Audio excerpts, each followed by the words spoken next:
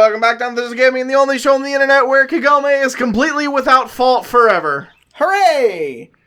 I too want to be like Kagome and have no fault forever. Yeah. Even when things are deliberately her fault, everything just goes great. Yeah. Me too, hopefully. That was a very awkward, scene transition. Yeah, so is there an actual mission here now, or did we see it all already? Or we know we're not going to find it laying on the ground. Right, Is there an option to InuYasha just search InuYasha's pockets? Yeah, how does Kogi even know it's lost? Yeah, did she post a fucking bulletin somewhere? It's like, Mayday, Mayday, I, Kagome Higurashi, have lost my handkerchief! Hello, have you seen a Koga around here? No, you just want to talk about garlic? Uh-huh. Okay, you fucking weirdo. So why are we here then? I'm not certain. Because I really don't want to wander around this forest for an entire episode looking for a handkerchief that InuYasha already has. Or Koga, who I don't care where Koga is. That is fair. Okay, well let's go back to the map. Yeah, maybe that was it. And yeah, if the thing is gone, then we've already seen it all. In which case, worst mission ever. Yeah. Yeah, because I was not paying attention to the last 5 minutes of that episode because I was looking up to make sure we had seen the last of the Sango stuff. We have, by the way. We saw the end of that. Hell yeah. I was pretty sure that. I was also pretty sure that felt very final-y. But no, we definitely have. Looks like there's only 7 or there's 9 for everybody. It looks like, or something like that.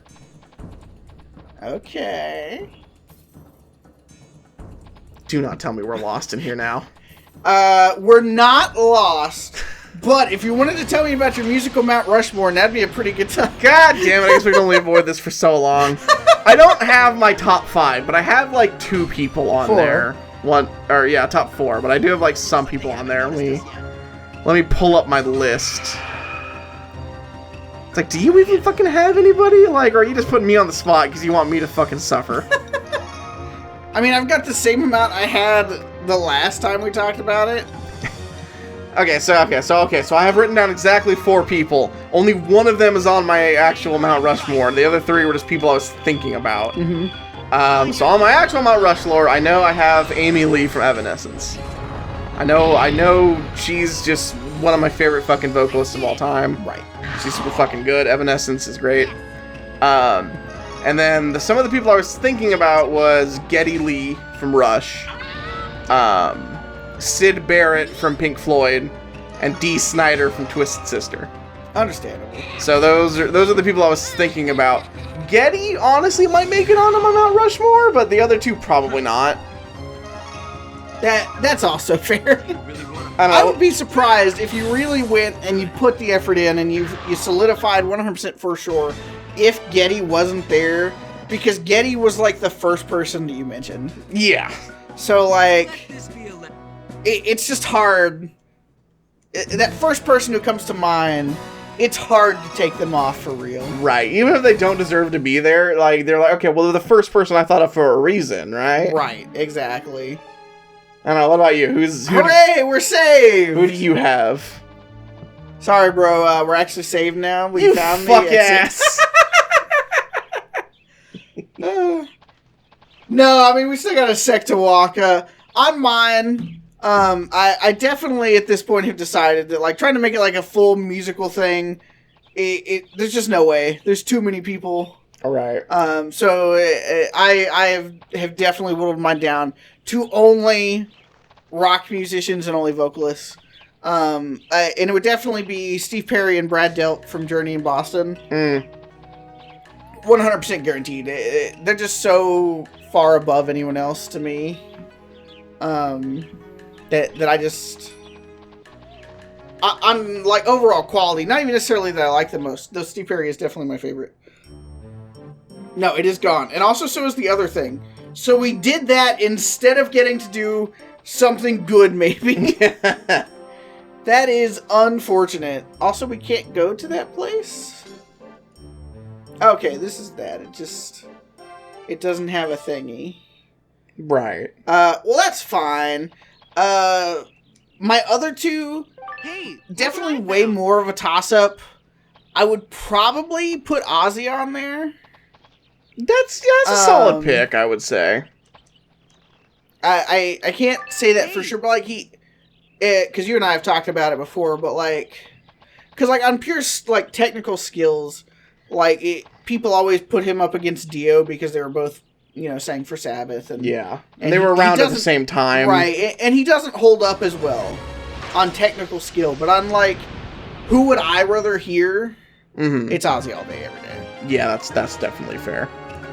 Someone who might make it on, and you bring up like technical skill. This guy did not have technical skill, but like Lane Staley from Alice in Chains, I would probably put him on there for me. I love Alice in Chains, and a big part of the reason is I love his voice, even though he was not a very technically gifted singer. Which like it's weird because like, you know, after he died, the band broke up for a couple years, and then they came back in 2006. And they brought on William Duvall. And William Duvall, a lot of diehard Alice in Chains members hate him because he's a decidedly better singer. So like all of their songs sound different because he's the vocalist. That's only because he knows how to sing. Right. Because Lane Staley, he never, as far as I know, he never got like classical singing training. So like he was 100% out of the throat. Whereas William Duvall actually knows how to go into his diaphragm. So, it's just undeniable. He's a better singer than Lane Staley was. But he sounds he's so much better that the music all sounds way different when he's the vocalist. And like, it's, you know, it's mainly stuff from like the 90s that people have a problem with, because that was all what Lane did. But like newer stuff, they don't really mind William on. But like when they do Man in the Box, they're just like, but Lane did it better. It's like, no, he literally didn't. He did it first, and he did it how it is on the records that you like to listen to. Yeah. Outside of that, the fourth spot is so hard because it's like, part of me almost feels obligated to include like either John Lennon or Paul McCartney. Right, you gotta have a Beatle on there. Yeah. But at the same time, like, man, and I fucking love the Beatles. I love the Beatles. But I don't know that I'd call any of the Beatles, like, my favorite singers. I don't know if I'd call any of the Beatles my favorite anything, like, music-wise. Because, like, their drummers I like more than Ringo. There's bassists that I like more than Paul. Right. So it's just like... Nah, for sure. It's just one of those things, like, and that's not to say they weren't really good at what they do. Like, no, they definitely were. It's just, I don't know. It's one of those things when you're like, when you're the originator and innovator of stuff. Right. People are liable to do it better than you. Right. Well, yeah, because that's the thing about the Beatles, and I think people get that twisted, is like the Beatles were not the biggest thing on music just because they were singing in a style that nobody was. Because, like, yeah, they were like the progenitors of like rock and roll. So, like, they, you know, that is definitely there. But the main thing that, like, people who know music look back on about the Beatles is all of the shit they invented for, like, recording and playing music.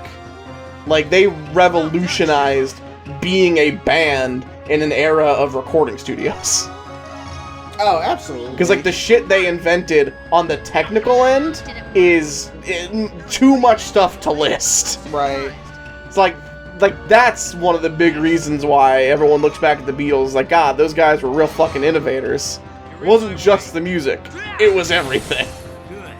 No, they really were the total package. And it didn't hurt that, like, because they got so popular, they functionally could do anything they wanted, and no one was going to say, you can't do that. Right. Like, you can't spend all this time and money in a studio. You need to get out on tour. And it's like, nah, we don't want to. We're the Beatles. We really don't have to, actually. You might have to, but we really don't. Yeah. I don't know. I think my fourth spot would probably have to go to either Axl Rose or Sebastian Bach. That's fair. Yeah, that's fair. I can't really argue with any of that. God, for my top, I genuinely don't know who my fourth would be. It's hard. It is. Putting your name to 4 people that were going to carve into a mountain, ruining thousands of years of Native American heritage with their faces. It's a lot of responsibility. Honestly, though, no, we take our 4 rock star vocalists and we carve them into a giant rock in Nashville, Tennessee. Really pissing people off. Because I don't know, I mean, fuck, and it's hard too, because it's like, you know, do you give it to someone you like, or do you give it to someone you know deserves it? Because like, I used to be more into them, but like, in the past few years, I've just realized I'm not crazy about Queen, but like, Freddie Mercury? Is there even really any debate that he's one of the greatest vocalists of all time? Because like, Freddie Mercury is fucking spectacular. Oh yeah, he's really good. I mean, I wouldn't put him on my Mount Rushmore, but... Well, yeah, but, like, is it because you don't like Queen that much, or because you don't think he deserves it? I like Queen quite a bit, and I do think you could argue that he deserves it. But I don't think he's as good as people say he is. I don't know. Well, then there's, like, David Bowie. You know? You just gotta look at, like, every popular vocalist and it's like, okay, were they popular for anything other than they were the best vocalists in the world? I don't know. That's why I think Mount Rushmore should be democratically selected. Not Mount Rushmore, musical Mount Rushmore that we're going to build in Nashville, Tennessee. Directly behind whatever the most famous country music recording studio is where we're going to put it. Just so they'll have to see it every time they go in. I don't know. Fucking James Brown? You a big James Brown fan? I mean, kinda. I like some James Brown stuff, but That's like... fair. I don't know. He's just another one where it's like, well, I mean, I'm sure a lot of people would say he deserves it.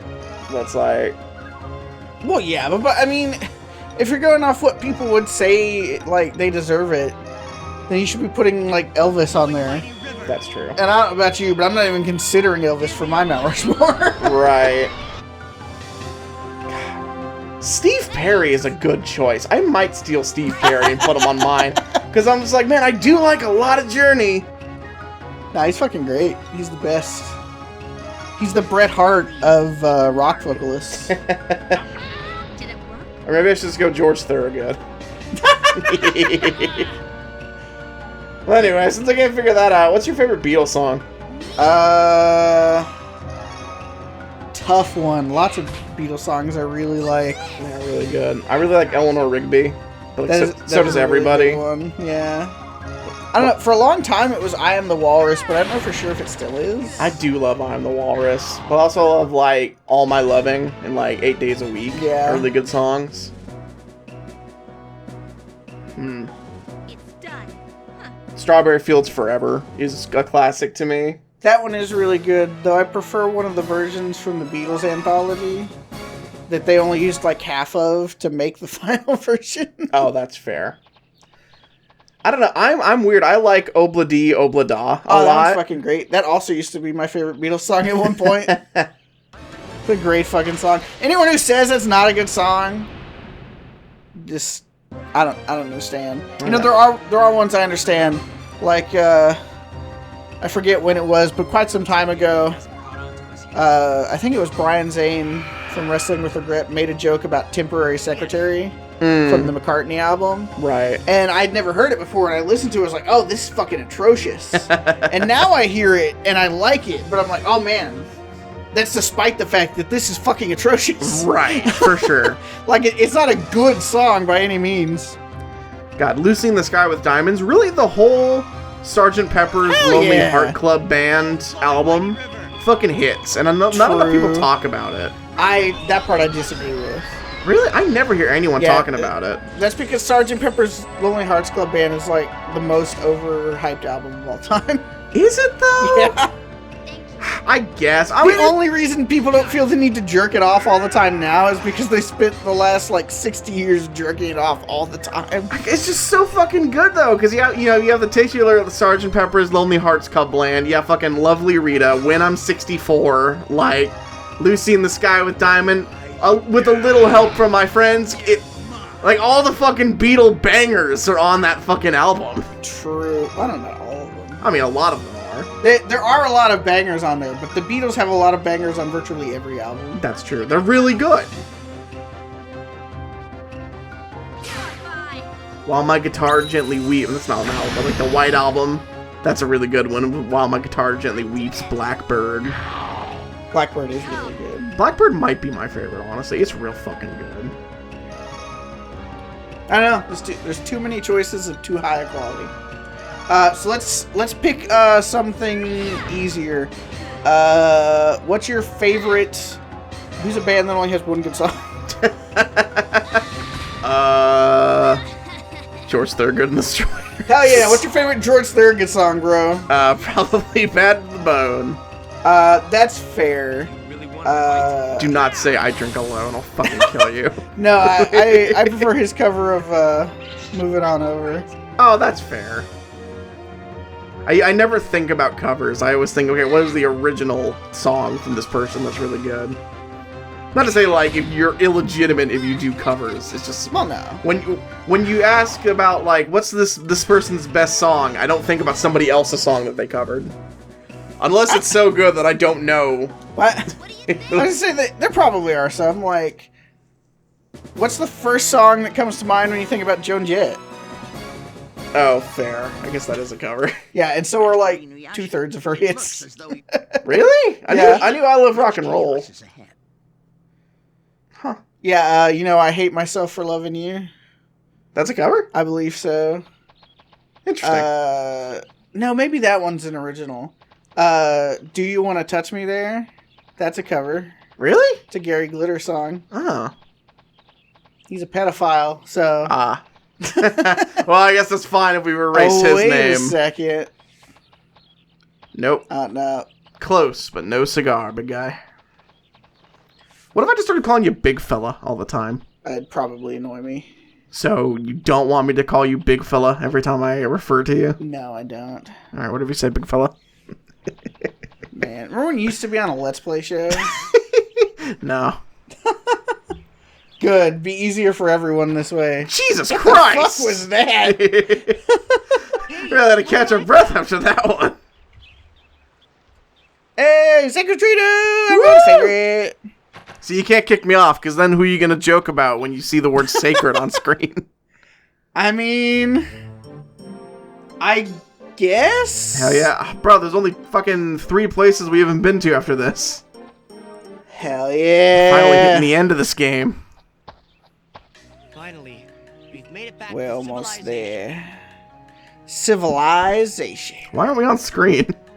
Are we not? Yeah, we're like right... Don't see us, we're like right there. Right there. We're on the roof. Right there. Looks like we'll be able to sleep in a bed for the first time in ages. Weren't we just at Coyote's Village? That was weeks ago, maybe. What's wrong with sleeping on the ground? Fucking humans. Come on, you can't be serious. InuYasha Talk's a big game, but I bet the first time he came to the present and laid on Kagome's couch, he debated never getting up again. Exactly. I mean, he does get into her bed and is shocked and then immediately falls asleep. So... It's still up in the air whether or not we'll stay the night, but I like the thought of having a bath. I hope you people aren't forgetting about Naraku. We don't have No, time we're to not. You think Anyway, Naraku's gonna wait for you to get squeaky clean? I mean, maybe. He could. Not a cold water bath, but a real hot bath. Hell yeah. Yeah, I'll be able to wash my hair finally. Wish I had some shampoo though. Aw, sister, I know exactly what you're talking about. You mean that odd-smelling lotion? I'd rather stay away from it. Why? Also, there's no way your hair looks like that with no shampoo.